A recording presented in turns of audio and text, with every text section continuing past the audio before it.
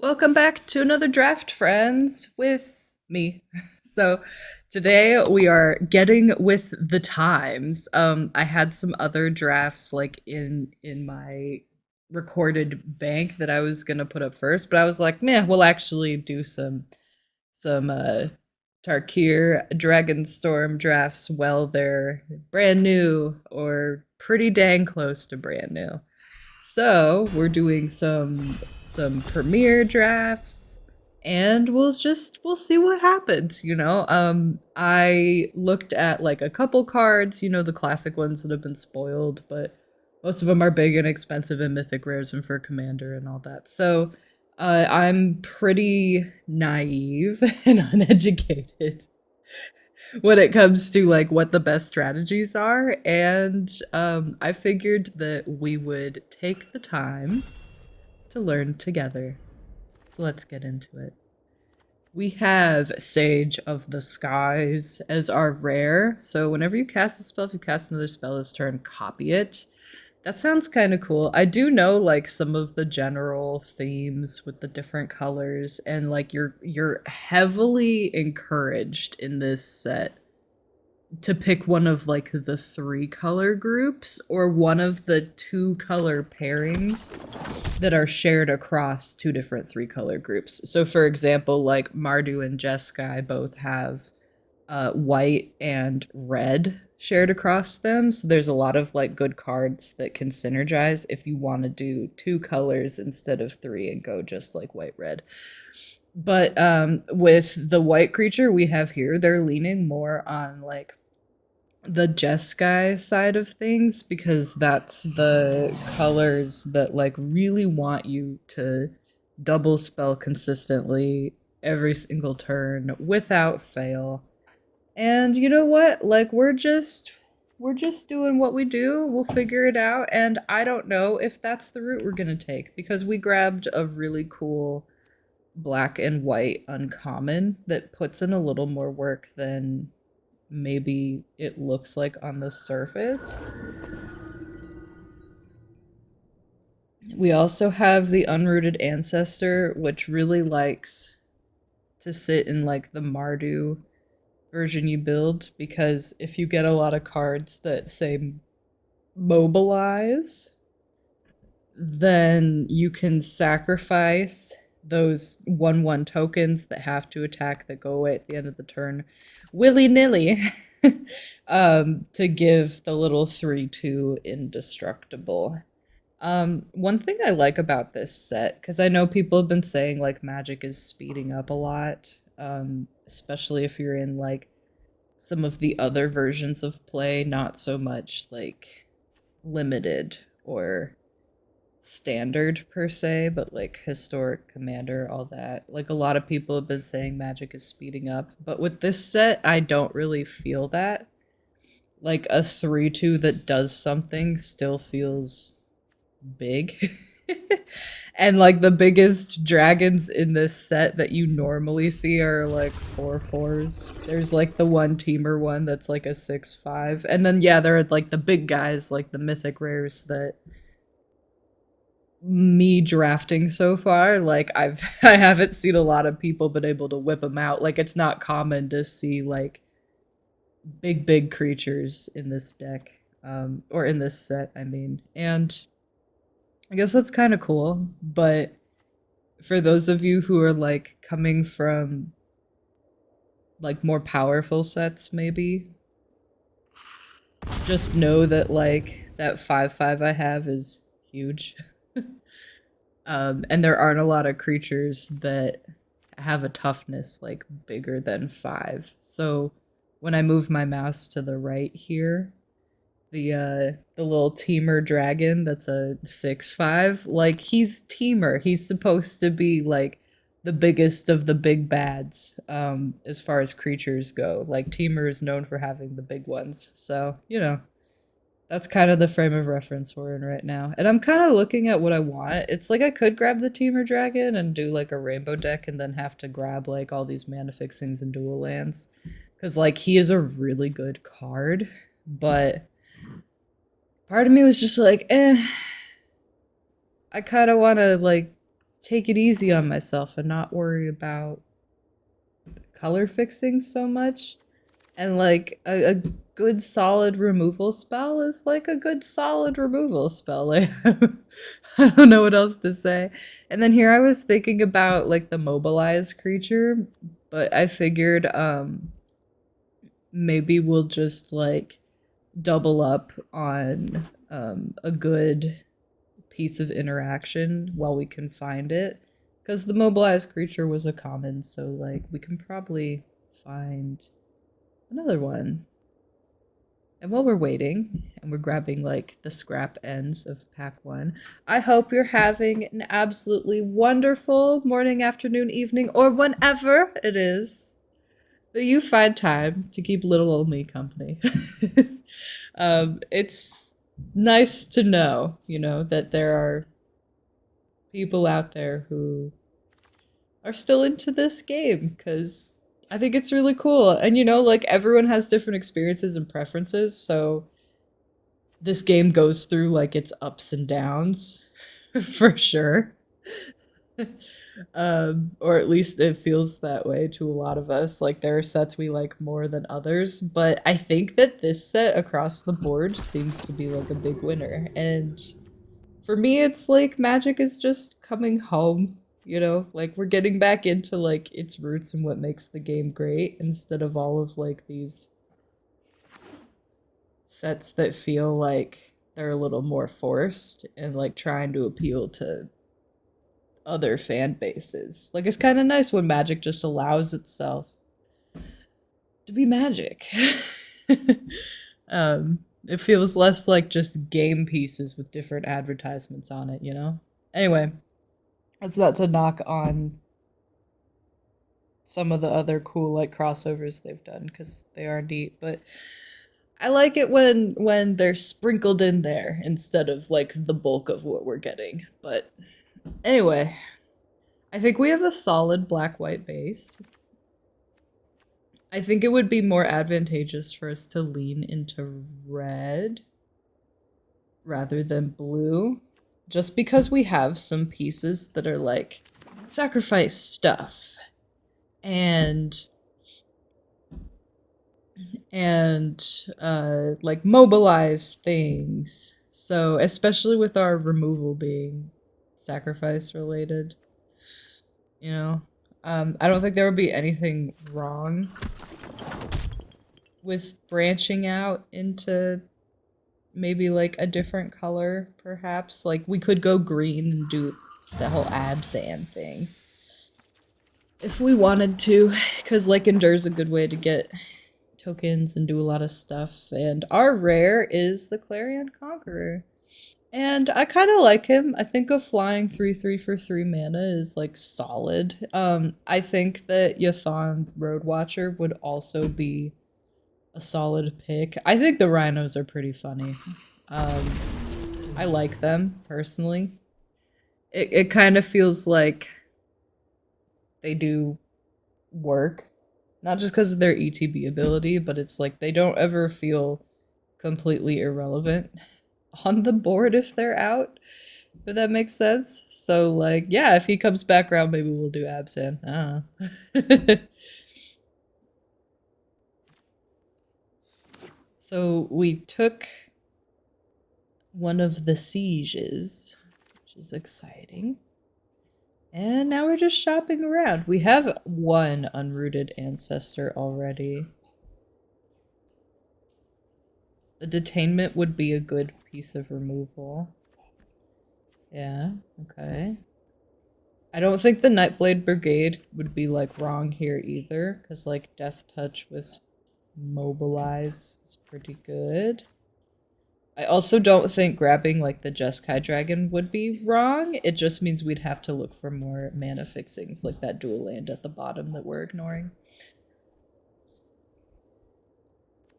And we're thinking about the Purging Stormbrood. I like that it has a little combat trick stapled on it, so it's like if you want a 4/4, like go for it. But I think that the +2/+2 lifelink and hexproof can put in some work. And that's nice to see. So we're good with that. So we could get a creature that taps down our opponent's stuff. Or we could get a second dragon that says, hey, do something and draw a card, which is not terrible, honestly. Here I'm just double checking all the other cards. I do like the Riling Dawnbreaker. Just because, like, if you have nothing else to do early in the game, you can make a 2/2 for 2. Like, you can just make a bear. But, we're not there yet. I almost grabbed the little 1-cost creature because the Scry 2, I think, is really helpful for, like, smoothing stuff out. Especially if you're in a deck that doesn't, like, draw a lot of cards regularly. But we decided to go with the Osseous Exhale because I'm probably going to need more pieces of disruption and interaction for my opponent than I currently have. And then the Hardened Tactician, you pay 1, you sack a token, you draw a card. It's pretty nice, but it means we need, like, tokens to sacrifice. And I'm not 100% sure how often we're going to have a token to sacrifice. And here I decide to just go with the little flyer for 2 mana because we're a little light on our 2 mana creatures. So that's what we're working on. Here I decided to, like, grab a land and leave the blue cards because I want other people, if they haven't already. Ooh, that's really lucky for us. It's like we've been building Mardu the whole time. That's fantastic. So we get to keep our tokens with our mobilized triggers instead of getting rid of them. And then we can abuse them more, like sacrifice them to draw cards or make our one little guy indestructible. I like it. Or just go wide, you know, we don't have to, like, kill our own stuff. We can be nice to our own things and not break them. Sidisi's cool, but I think in draft they're really hard to do. So we're gonna leave it. And I think we're gonna go for the little, like, Luxodon that gives us 1/1 counters on all our creature. Not all our creatures, 1 creature at a time, but they can go on anybody except the elephant themselves. It's just a nice way to make our board a little bit bigger. Salt Road Skirmish is really lucky, I think. I'm glad no one else picked it because it's a kill spell that also gives us tokens. It's like both things we're asking to do. It feels a little sad passing up the red-white land, but I think that getting that card, that kill spell, is, like, more important right now.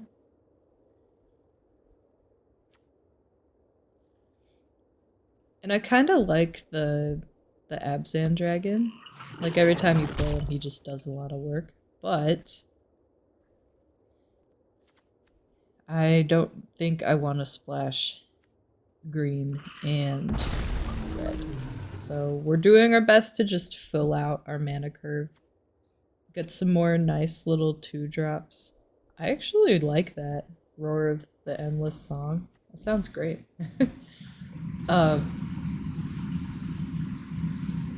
But we're just kind of looking through at what we can get. I think Molten Exhale might be a little better than Twin Bolt, just because, like, Twin Bolt can get outclassed kind of fast. Like, it can be hard to have it do as much as you would like if your opponent has a lot of big stuff. And that doesn't mean it's useless, but I just think that, like, Molten Exhale has more situations where it can help you out. So that's why I took that one. And we got a Twin Bolt anyway, so, you know, what am I talking about? We could grab a coordinated maneuver, but we're actually gonna get the dragon that helps us make bears because I would still like more creatures we can play in the 2-drop slot, and that dragon can help us with that. We have a dual land. It's not in our colors, so it's not helpful. Sideboard the gator that when it dies it makes a zombie. I'm not really interested in either of these 3-color common creatures. For this draft, at least. So we'll just sideboard him. And leave him be. All blue cards. Okay. Sure. I mean, we're just waiting for, like, little crumbs at the end of the packs. But, I think we have, like... We have some good options here. We got a couple of rares that could put in work. I kind of forgot our first rare was the life-linking flyer that can clone himself. Use your second spell. I forgot that's where we started. Okay, so what I will do is I will pause and give myself time to figure out this deck, and I will get back to you once we do that. What we're doing here is we're hoping to just go a little wide with the Mardu plan. We have some good removal. The removal looks better if we have a wider board, if we're talking about like the worthy cost and stuff. And we have I cut one. We have 3 different of the flexible dragons, 4 different, excuse me, oh my god, hold on. We have 4 different of the flexible dragons with like the omen halves on them, so like our deck feels like it has a better chance to run a little bit smoother, and we're just gonna take this for a spin and see what happens. I think Zergo is like a good win con, and I think the Baron Step Siege is a good way to help push through. And then the rest is all just stuff that will hopefully keep us from dying and build up our board so those 2 cards can actually shine. So with our 2 win cons, let's do this. Ooh. We naturally got our 3 colors. I love it. I love it when we get lucky. So, what we're looking for now is maybe one of our like more impactful creatures, perhaps. But I played the red or the swamp first because we do want to get like our 1 creature, 2-drop creature out, and then next we'll play our 3/3 flyer, and maybe we can just like slap them relentlessly with flyers before they can really stabilize themselves. That seems to be a good way to go, especially because we have like multiple kill spells in our hand. I like it. Big guy lands. Sweet. I don't know how useful he is in draft, but he's an oppressive guy. So I'm wondering like how much people will like him in limited. Because there are lots of planeswalkers running around that are problematic.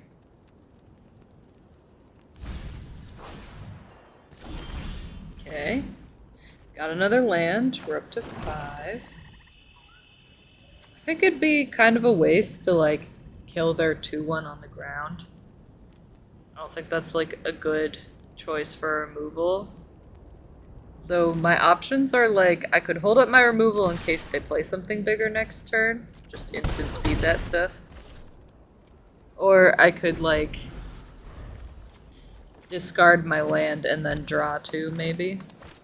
But I kind of, with the position we're in, I sort of want to like next turn just play a 5-cost dragon and keep the air assault coming.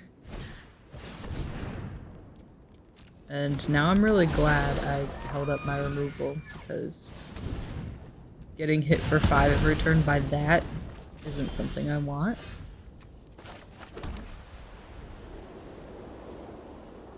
I was gonna play the dragon, but he seems good.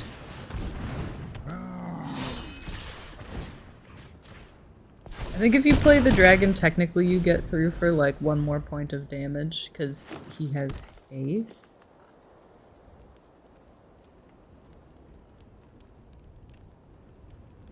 But now we have a blocker with Death Touch.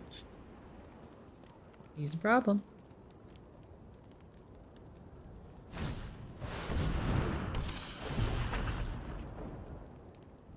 Okay, he's not a blocker. Unless they don't tap him down. I would have tapped down a flyer because they don't have a good way to block it. And then they can, like, threaten to trade my 3/3 with their 4/4. I guess they don't want any of their creatures dying. I don't think they were planning on me having haste. Good game. And we're back with our second game. We don't have any planes, and our hand is a little slow. So hopefully— oh, sweet, we got a 2-drop creature. Sweet. I was gonna say hopefully we draw something impactful early, but like we kind of did. That card, I have learned very quickly, doing this draft, is actually like just a solid card. This little Shock Brigade that they played. There's something about it, like having Menace, that just makes it like incredibly problematic. And I think it's because the types of decks that play Shock Brigade happen to just always remove your stuff quickly because they're like a faster paced deck. And it just feels like there's no way to set up against it. And then they always have something to like abuse their tokens or like buff their whole board. And it's a problem. But here, like, you can say it's a good idea or not, but because I have nothing else impactful really happening in my hand, and they didn't play a 1-drop creature, like, I'm just grabbing this flyer that they were so displeased with that they killed it, and I'm just gonna play it again. Probably. Where's Zergo? Or I could just kill one of their things, you know? Like, I got the Salt Road Skirmish.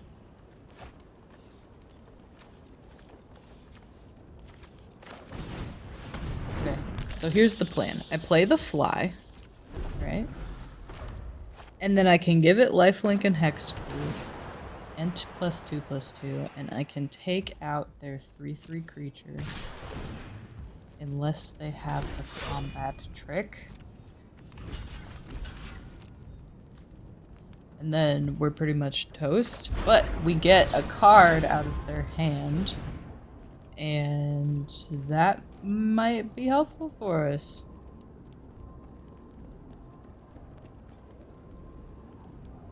So here's the thing I forgot when I was playing this game.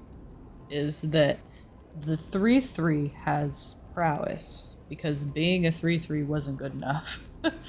And making a treasure. So if they play like anything, it becomes a 4/4, and it lives. And they're thinking really hard about whether or not they want to save it, I guess, or like how they want to mess stuff up. Alright. So that was probably like my bad on my part with that. And I think that's where this game starts getting really shaky. I think here it's a little maybe greedy to play Zergo. But we have 2 creatures on the board, so we could like at least threaten to block their 1/3 with Menace. And then when we do the Salt Road Skirmish, if we do that next turn and Zergo is still on the board, we get to keep those tokens. They don't go away. And that's kind of nice. Because it can help us block eventually. We could also play the dragon, but I think making sure their board doesn't get any bigger is probably more important.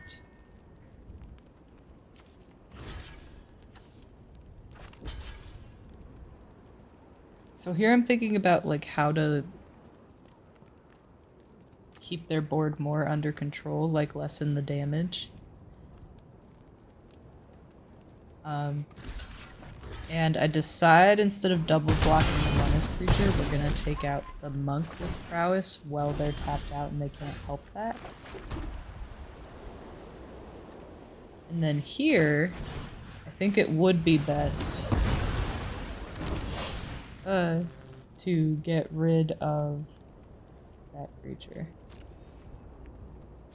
The double striking prowess is pretty scary. And then we're gonna leave back the 2 tokens we made to block, which I think is really nice. Da-da-da.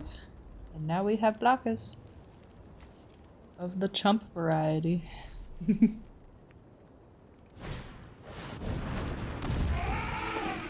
it seems like with their little amount of cards, they're limited on the tricks they can do. And I like that. So I could stuff like all 3 of my creatures in front of this menace thing and just get it off the board once and for all because they're tapped out. I think that's what I'm gonna do. Like, I'm just tired of it. It's done so much. And it feels good to have it be gone. I'm okay with getting rid of like that 2/2 creature that we had because it says you pay a black, you tap it, you pay X life, and you mobilize X or you endure X.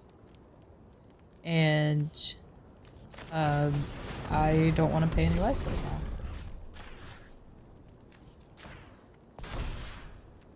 So we're gonna leave our tokens back for blockers, but we're gonna make more. I'm surprised they didn't block any of our tokens. I think that was probably a mistake on their end. That's okay. Like, we're all learning. These are new cards.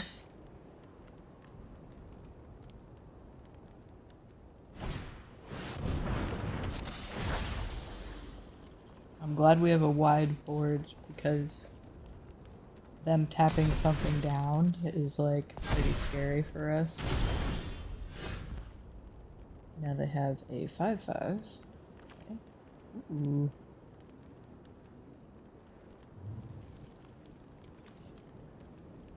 Interesting. I have choices. I could just play like my flyers out as flyers. Especially because this one has Death Touch. And I could take the counter off of their... Oh, I'm thinking of the other dragon. This one exiles your graveyard. Okay. Making sure that that brigade guy super doesn't come back. And I think maybe we'll just pressure them with aggression. Like, if they choose to block, we're getting something important off the board. And I think being in like a precarious state, but us having more creatures, I'm okay with trading. Do that. What do you have now? Nothing by chance? I mean, they can at least do the renew on their creature in their graveyard. Yeah. I don't care if you tap Zergo. I have a Death Touch flyer, and he's coming in hot next turn. 5/5 with trample. Come at me, I'll block. Ooh, I like this. And this is why we wanted lots of tokens. He's worthy. Worthy of the cost. That seems good. And here I'm still like nervous because they can give their creature trample. I don't know like what their luck capacity is for like storming off is. So I leave back enough tokens to like threaten lethal blocks if they do nothing. Or if they make another small creature. One land! No. I love this hand except for the fact that we don't have any swamps and that makes me nervous. And that's what my mouse is doing. I'm like, where are they? So there's that, but we'll figure it out. Hopefully. I kept the removal. Ooh, so it's not a swamp, but it's an impactful thing we can do on our turn. And that makes me happy. Oh, and there's our swamp. I purposely don't play it. Just to be like, look, I don't have it. I don't have black magic. I'm not doing black mana things. Oh, you're doing that. I could trade, but I don't know if I want to. Because I actually turned off their creature with my creature. So I'm reading this. I've never played it before, not in my life. And it's like both sides seem good. And I'm kind of like, huh, you know, if I make my creature really big, then like you will probably stop hitting me.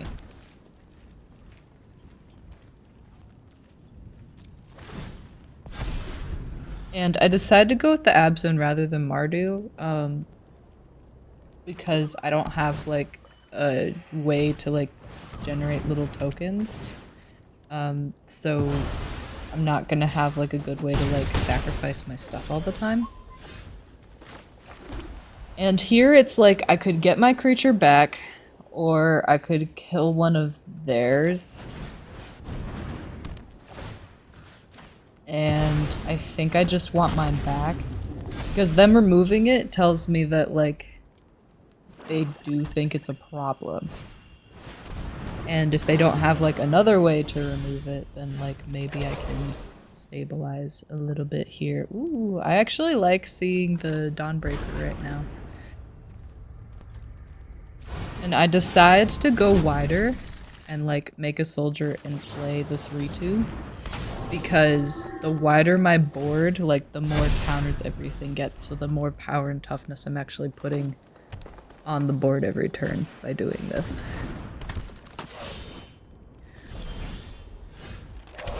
Whenever one or more counters are put in a creature you control is the first time those counters have been put on them, put an additional 1/1 counter on that. So, I don't know what happened when I was thinking about things here, but, like, I should have killed that thing. The stalwart successor. But for some reason I was like, if I get rid of their reach creature, then I can like get in there for more damage. And it's like, that's not really how this works, because that thing has renew. I also could have swung with the Unrooted Ancestor and given it hexproof. Or not hexproof, indestructible. But I didn't think about that because these are new cards, and I guess this is the part where like your mind gets a little overloaded reading nothing but new cards, and you start to get like a little sloppy. And that's what practice and familiarity is for.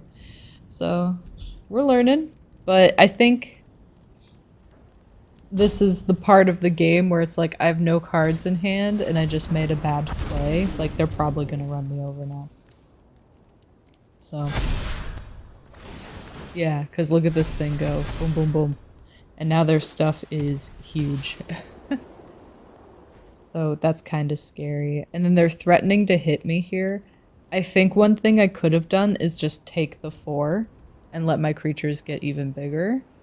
But I felt threatened for some reason. But like that thing dying, I think is the second like kind of big Death Note-y touch to this game. Because the renew ability on that creature says like put a counter on something and then double its counters. So it's like at this point, like stuff really isn't looking good for me. And then for some reason I decide to swing, which makes this whole situation even worse. Yeah, I kind of handed them the win on this one.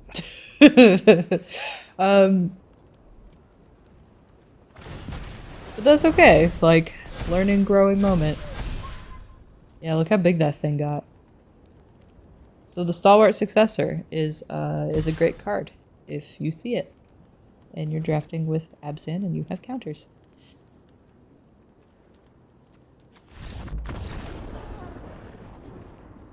And now we have moved on. So we got 1 loss, we got 2 wins, and we just got another super lucky opening hand with all 3 of our colors. And I'm happy about that. So, because we don't have another 2-drop creature, we're gonna use the Omen ability on our dragon and just get that going. Get something on the board.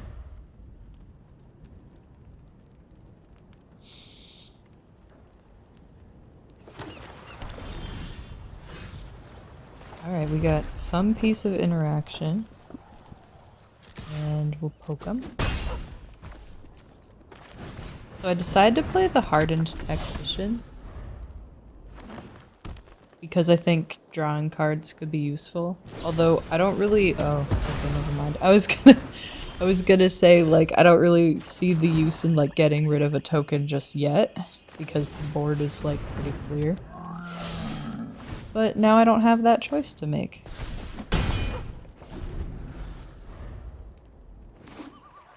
Marshal of the Lost was also like a really nice card to play right here.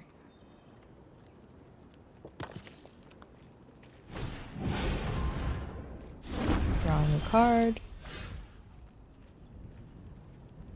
We could discard something and like dig for lands. I think I'm okay doing that. And we're getting rid of the Twin Bolt just because it seems like they're not interested in playing small creatures. We didn't get a land, but we got something else to beef up our board with.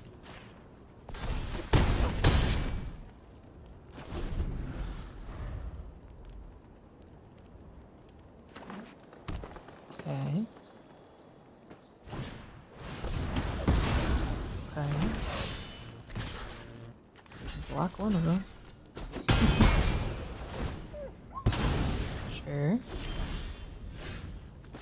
Okay. We're 1 land away from playing our big 5/5 with Menace.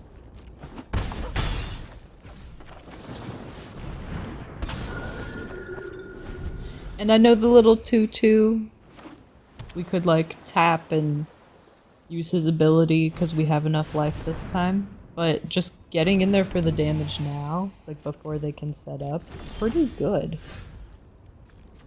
Ooh. So we're gonna remove their blocker and then we have lethal on board. Oh, that's all she wrote. Good game. Ooh, we got all our colors again. My hand's a little slow, but I'm happy that we just like have our colors and mana. We're not gonna have trouble with it. So I'm kind of hoping that'll be okay. And it looks like it might not be if they're getting off to a quick and early start. I don't think a land is what we wanted to see there though. So ooh, that's also really bad for us.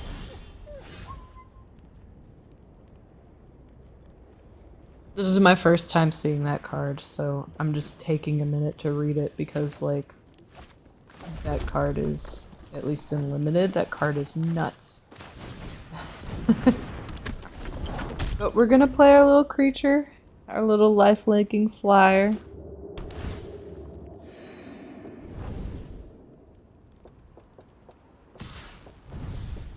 They're gonna attack to endure because there's no way we can kill that thing. Not yet.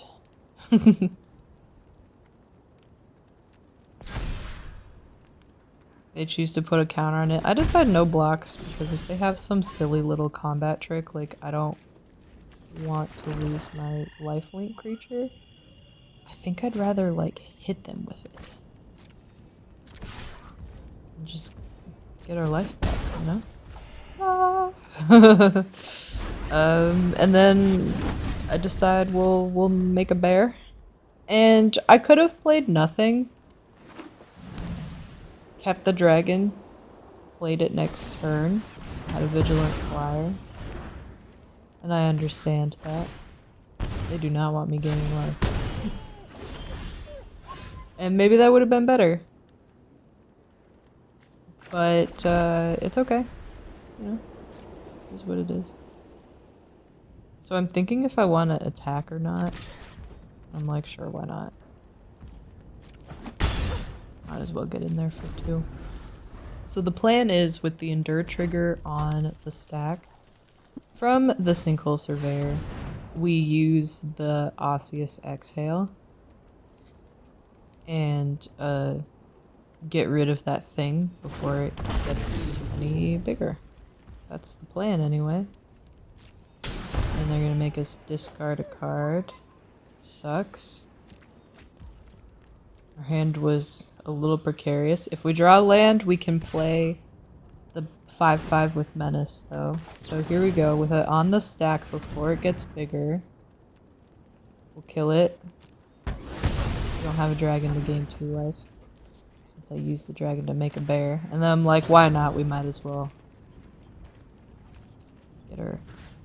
get our life-linking flyer back. Is it great? No. Is it better than nothing? I think so. So at this point, I'm like, I could play the life-linking flyer, but like, what is it? What are we gonna do with it? Like, they can just not attack with their dragon, and then, you know. So like, I think it actually would have been better to, looking back on this game with like a clear head, play the menacing 5/5 and take out the Mardu Devotee. And then be able to kind of like threaten, hey, if you swing, I'll hit you for 5 because you can't block. But I also see the appeal of like getting the lifelink online to just try to like lessen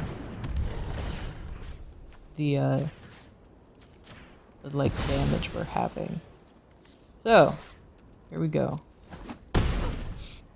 Coming in for the 4. And it's nice to like buff up the lifelink or 2. So I don't know, maybe past me did it right. And this is where everything falls apart. It's like they just had to have a million things to make their board go wide with the enchantment. And it's like when I played that enchantment, I totally flubbed it, and then we draw land. So that one wasn't great for us. And we're off to a hand with no planes, and we keep it. If we draw planes, we'll be sitting very pretty. And if we don't, maybe we'll actually use the initiate sweep. So lucky. I love it.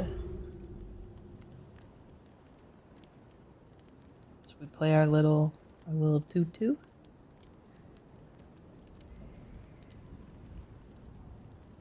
They seem to be having a hard time.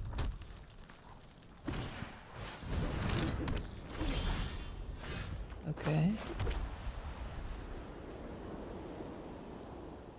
I think poke them and then play Zergo.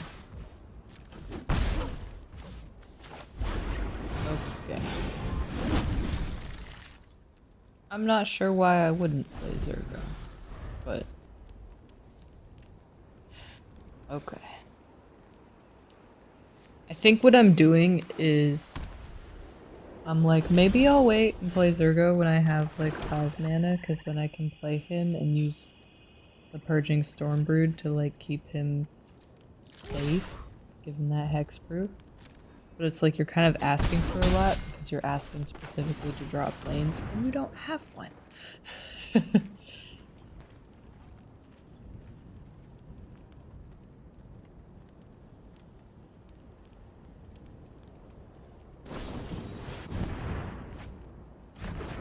Okay. Sure. They seize the opportunity. Got some extra cards. They can play a sword. Well, artifact, if you will. It's kind of cool we shut off the equip costs of their artifacts, though. I'm sure that's really annoying for them.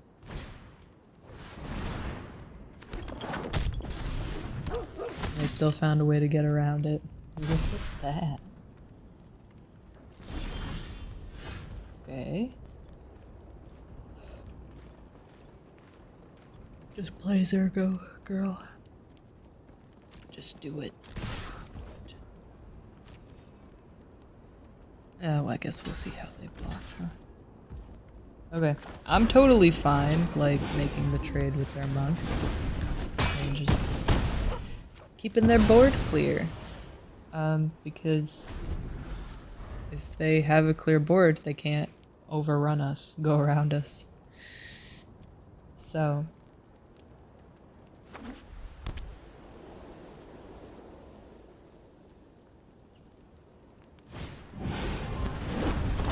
they have a 3/3 for blocking. Not anymore.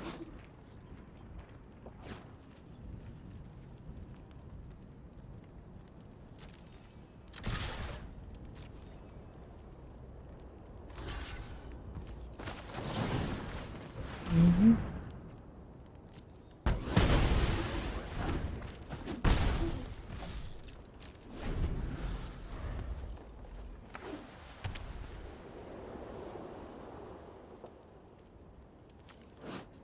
And then we could also like pay a black and one, endure one, make a token, use our other black mana to do the worthy cost and remove whatever creature they play if we really want to. And I think that that is intense. But we kind of have an aggressive deck where we want them. On the back foot. I'm not sure why they swung there, but yeah. You do you. We're in an interesting spot where it's like, if I swing, I think they'll block. And here's what we're deciding to do. We're just gonna double our Sage of the Skies. Really figure out why this guy is a rare, you know? Keep the skies clear, just do the aerial assault. Sorry, Zergo, I was too greedy to play you. You could have shined.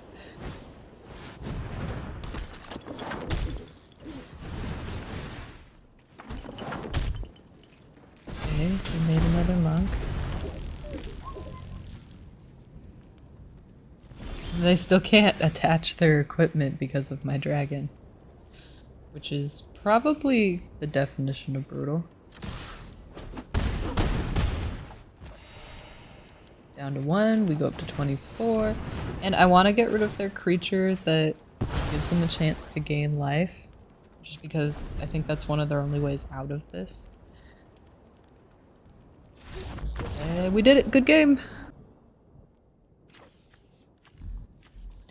Opponent goes first. We have a swamp and a plains. I don't like that we only have 2 lands, though. We also have, like, not a lot to do early on, and I don't like that either. Okay, sweet. So, we got a land. We just need one of our 2-drop creatures. We just need a little bear. That's a land. That's not a bear. Okay. Uh-oh.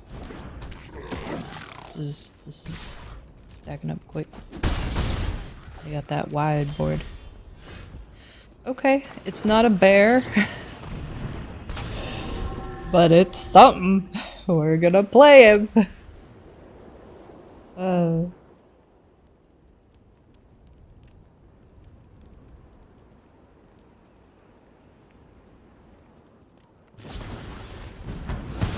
Okay. Well, there goes my creature. Oh, Lord. This is why people think magic is speeding up. Because this happens on turn 3. Oh, yeah. If we had a mountain, we could play Twin Bolt, and that sounds wonderful. So here's the thing. I think we get rid of the Descendant, because she gets bigger or she makes their board wider, and that's concerning to me. At least with the Shock Brigade, like that token has to go away at the end of combat. Okay, I can't play spells on their turn, and that's fine. So we're gonna play the Battle Priest. See if we can get some blocker to stick. Yikes, that's scary too. Whenever another non-token creature you control dies, she endures too. I would have swung, and then, because like if I block with and kill anything of theirs, that's like a big frickin' deal now. Hey. But it's kind of good that like they're scared to actually hit me. Okay, we're gonna play the Hardened Tactician. I think that's an okay move.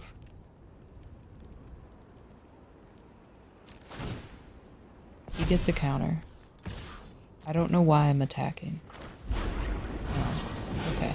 So here I was like stressed because they have a huge board and I'm at 9 life, but the way they slowed down tells me like they probably don't have anything crazy. What I should have done is I should have left the lifelink up until the Hardened Tactician got like huge from all the counters the Luxodon Battle Priest gets. And then I should have used the lifelink on it when it's much bigger. Okay, Twin Bolt, like not bad. I have choices. I can try to go for the Anafenza, or I could like pop the Definitive Storms and the 1/1. But because she's scary, I decided to go for her. And that didn't work. And now everything's huge and indestructible. And that's terrifying. Hey. And that's what I was worried about, is they would be able to like use something like that and make their stuff too big. But I still could have held it, held up the combat trick that gave lifelink. Or like blocking, and still had their math like be wrong. But at this point, I don't think there's anything we can do.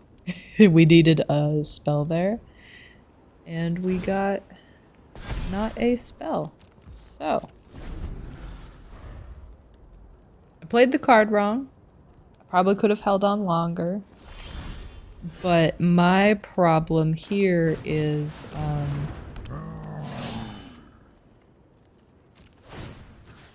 like, I think that they got off to such a good start, and I didn't. I'm kind of lucky that they're stuck on, like, 3 lands, though.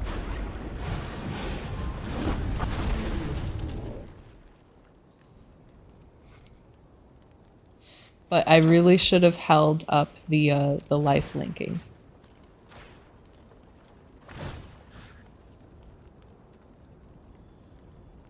Because right now, like, that could be a lot of life. Like, I could be in a much better position than I am right now. So, that's where we're at. Okay. Just put a counter on the Vigilant Flyer, and we'll plop them for 5, I guess. Make that 6.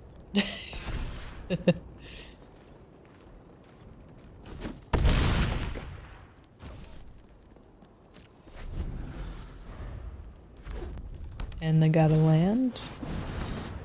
That's what they were waiting for, I'm sure.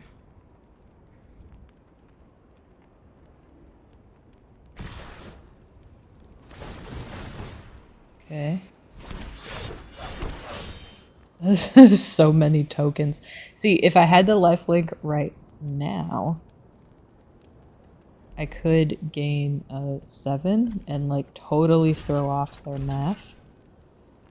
But it is what it is, you know, we're learning, and they very potentially probably had the game regardless of how I played this.